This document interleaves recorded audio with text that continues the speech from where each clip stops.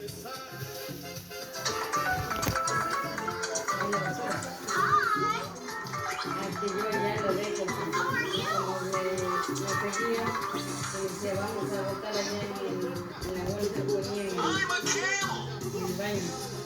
We are mammals with humps on our backs.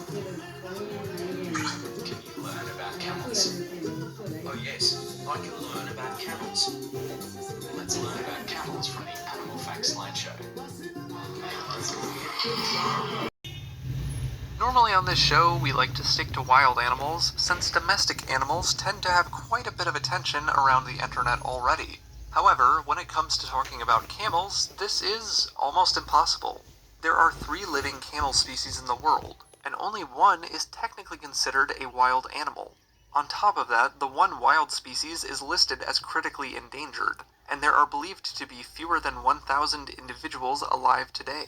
Which means most of the millions of camels around the world are domestic animals, or at least have become feral from domestic populations. So we're bending a few rules with this episode to discuss all the living camel species. But we're honestly curious how many of you were even aware that wild camels are nearly extinct. Be sure to let us know in the comments.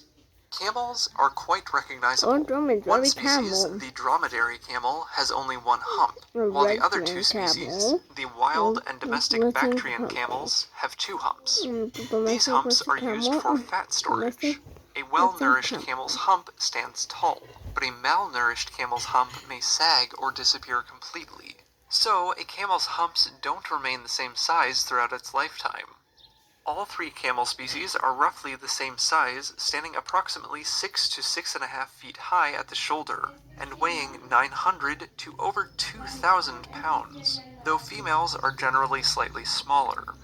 They have large eyelashes, like giraffes, which help protect their eyes from debris, as well as a third eyelid through which they can see, but still have protection from sand.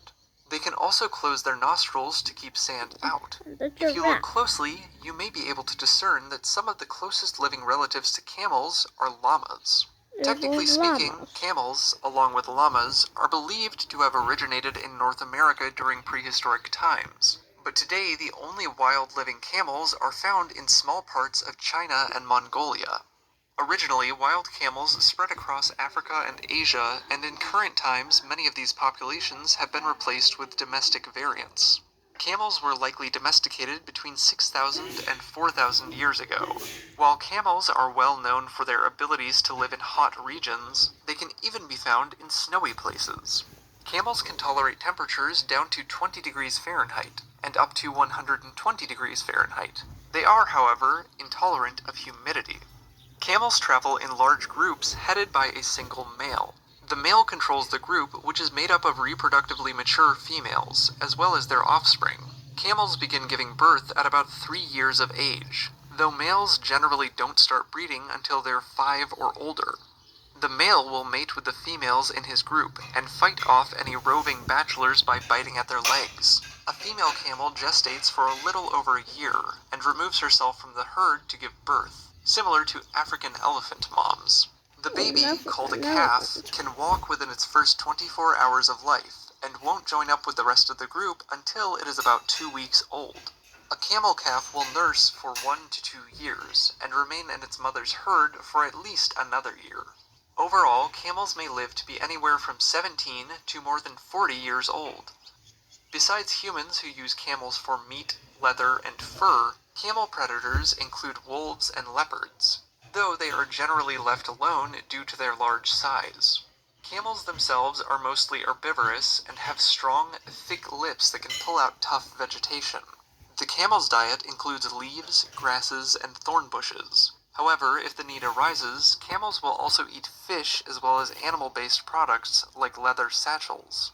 They're ruminants with multiple stomachs like a cow, and spend hours a day chewing their food. Most of their water comes from food sources, but camels can drink 30 gallons of water in about 10 minutes if they're thirsty enough, a feat that would otherwise kill other mammal species. During relatively good conditions, a well-nourished camel can go 7 days without eating or drinking, which is a large part of why they became such an important animal for the movement of people throughout history. Camel caravans made up the backbone of historical trade routes throughout many parts of Africa and Asia. For more facts on camel, let's take a picture of the camel. Got it.